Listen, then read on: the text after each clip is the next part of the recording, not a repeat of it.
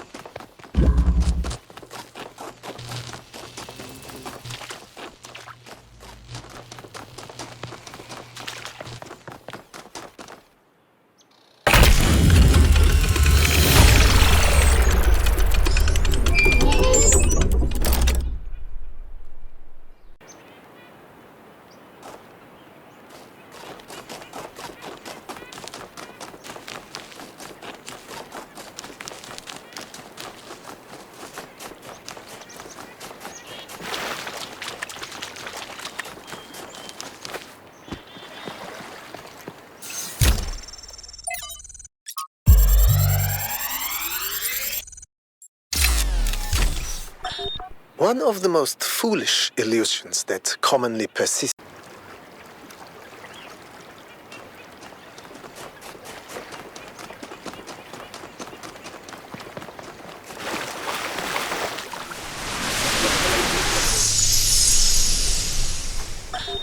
Is it possible that on some level, people want to believe that everything...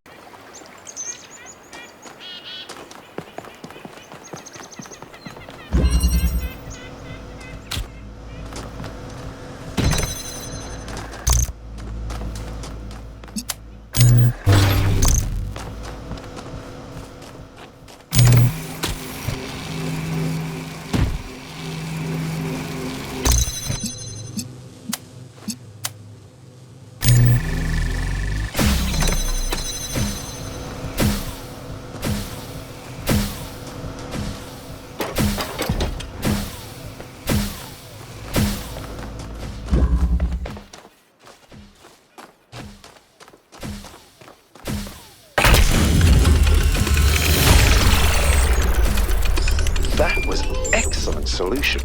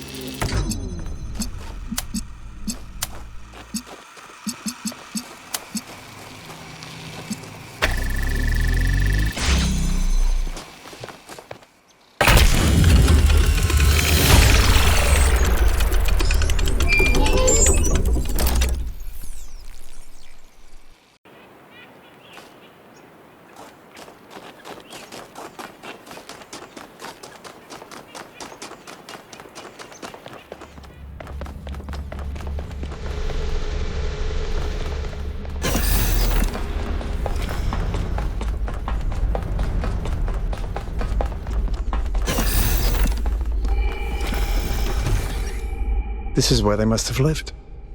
Athena and Miranda. You know, for a moment, I almost expected to find them here. But the only thing that's still functional is the megastructure. I'm sorry. This must be awfully strange for you being thrown into all this history. But that's why I needed you. Because you're not burdened with all these memories and conflicts and regrets. Weigh on our minds like a nightmare. Our civilization is caught in a loop, 1K. We freed ourselves from the simulation, but now we're trapped again, and it's our own fault. We're afraid of taking responsibility, afraid of growing up. Instead, we make up some capitalized words and build up all these myths around them. Nature, balance, the founder, the goal. We're afraid to face the randomness of the cosmos, but equally afraid to imagine a better world. So we're stuck. I've been trying to find a way out for years. Something, anything, to get people to understand that we do actually have free will. That building a thriving, expanding civilization doesn't have to involve repeating the mistakes of the past. But I failed. Over and over.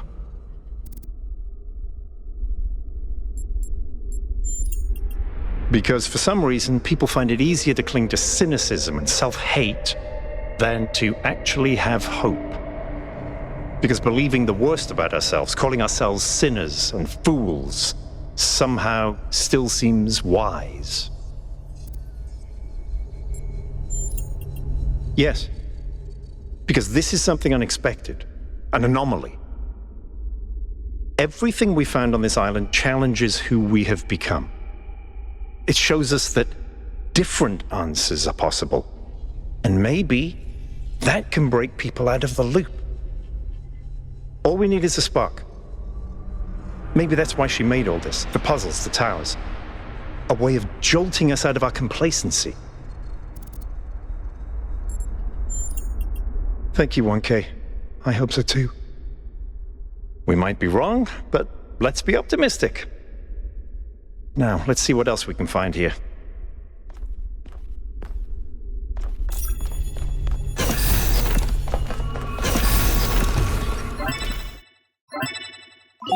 Melville, eyes on 1K's stream. Is this thing what I think it is? Blow my fuse box.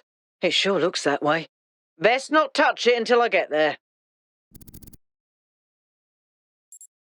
Because you have no idea what you're dealing with, 1K.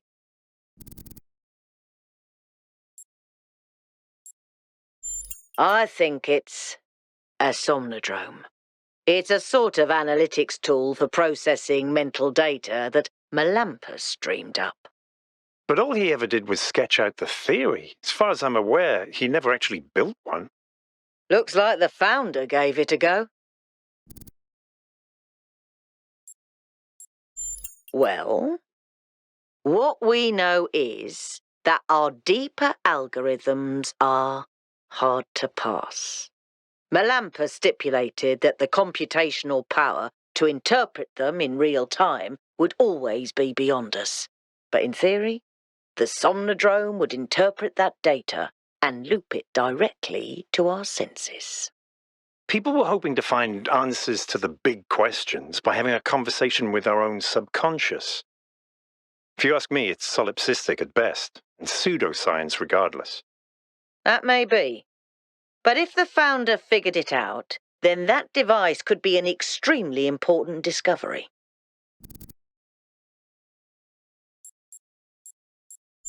I would advise against it. You may have survived all those data stream overloads, but interface with that thing and you're liable to get bricked. Not to mention risking the data we could get from it.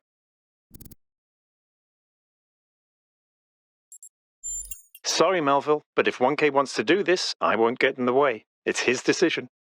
Understood. But if 1K starts to smoke, don't be slow to pull the plug.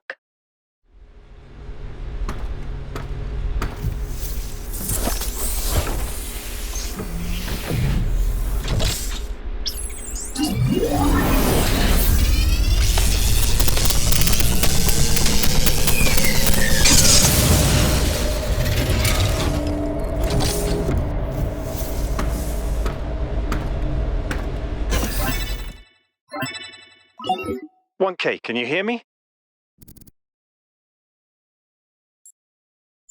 What did I say? You fried it. Who knows what data we've lost? Melville, I still think it's worth you coming here to take a look. 1K, let's pack up and explore the rest of this lab.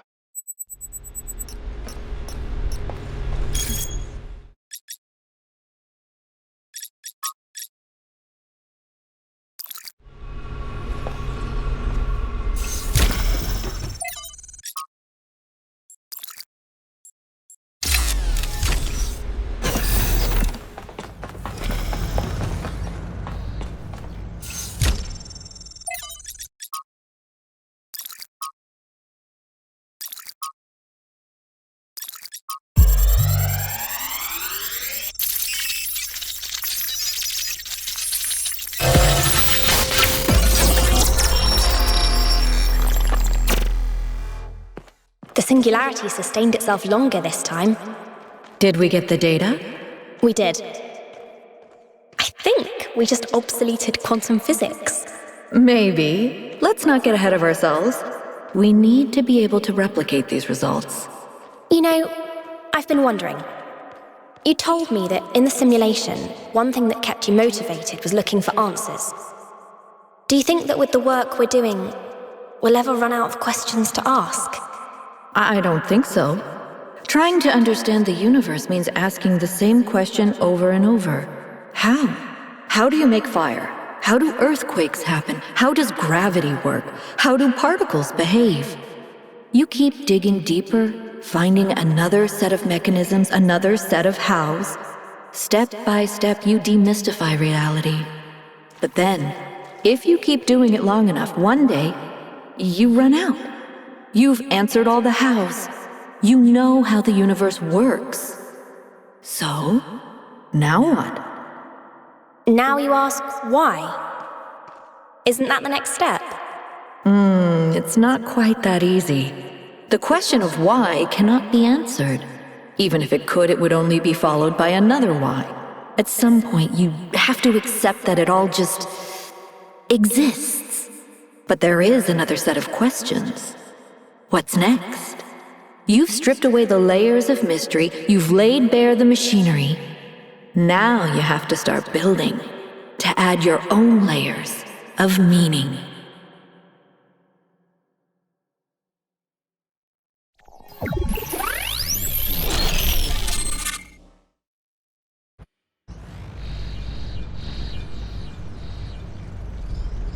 Are you okay? You overloaded again. Yes, I saw. It came through on your stream. Strange to hear her voice again. But that was her. The way I remember her. The real Athena. Not this imaginary founder.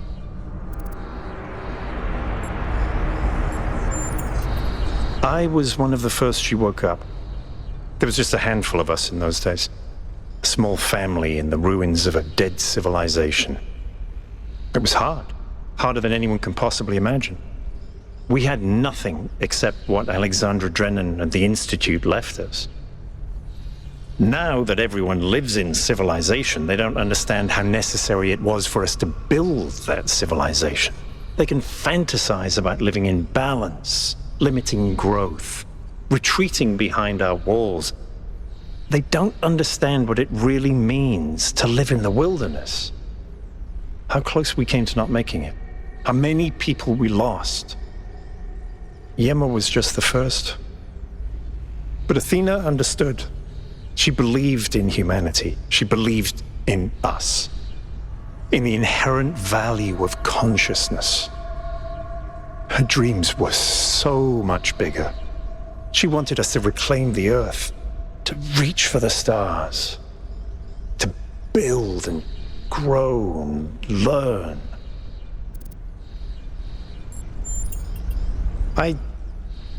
I don't know. I understand why she became frustrated when the city started thinking more about itself than about the future. It was frustrating for all of us. But we were still fighting for that future together. What I don't understand is why she didn't tell me. If she came here to do all this, why didn't she bring me along?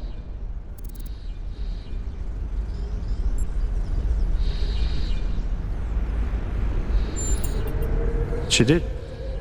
She must have... I just don't understand. But if all this is a test, maybe there's an answer waiting for us in the megastructure. Speaking of which, let's get back to exploring. Melville should have reconnected the next station by now.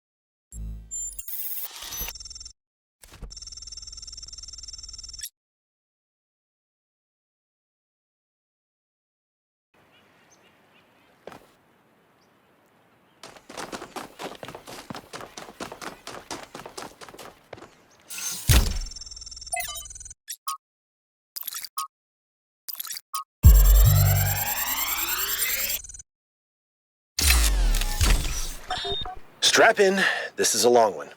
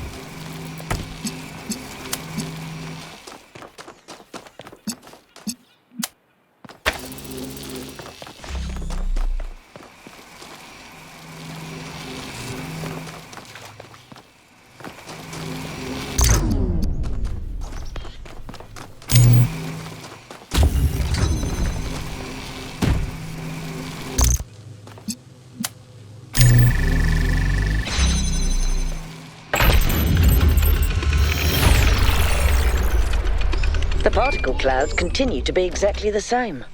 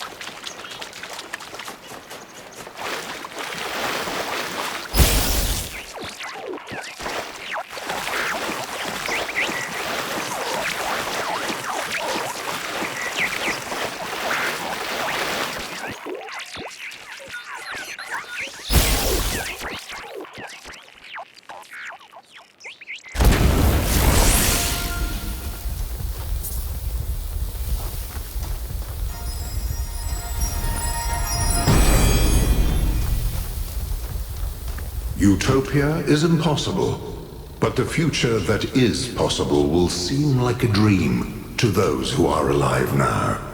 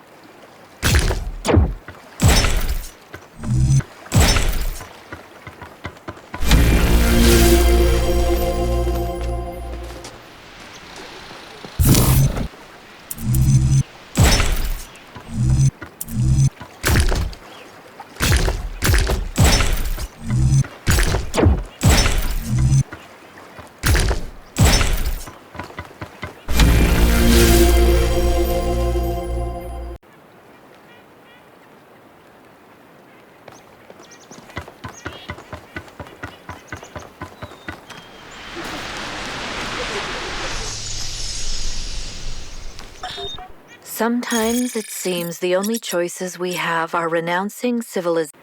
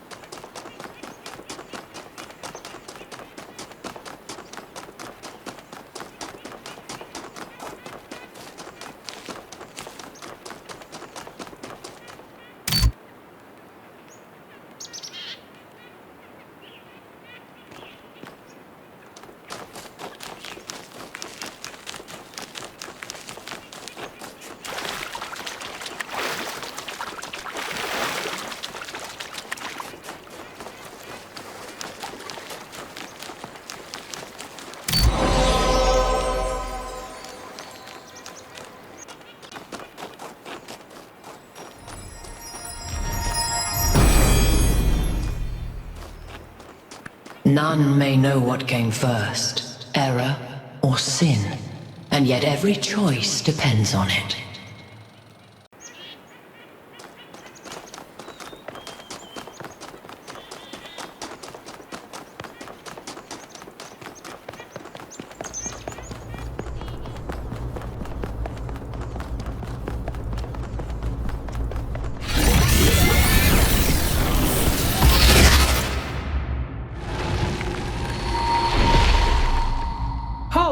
Creature of clay, you have taken another step towards the flame. Before you continue, ask yourself, have the gifts of Prometheus ever truly benefited your people? Or have they brought nothing but strife?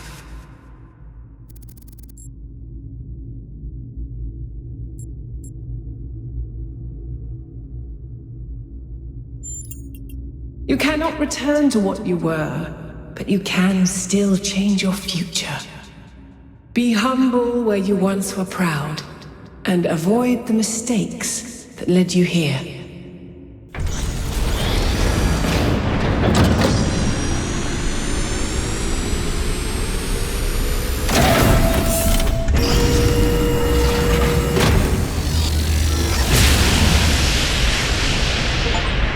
I've been thinking, there's 3 towers per cardinal direction and 3 entities. Think it would be symmetrically arranged.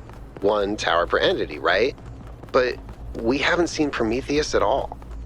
We're built to find patterns. Maybe we're trying to find patterns where there aren't any.